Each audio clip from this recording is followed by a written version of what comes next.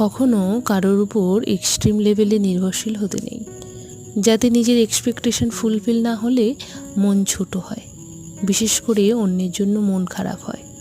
অন্যকে ব্যঙ্গ করে স্ট্যাটাস লেখা, নিজের দুঃখ দুর্বলতা সবার সামনে প্রকাশ করা, এগুলো কোনো ইন্টেলিজেন্ট মানুষের কাজ না।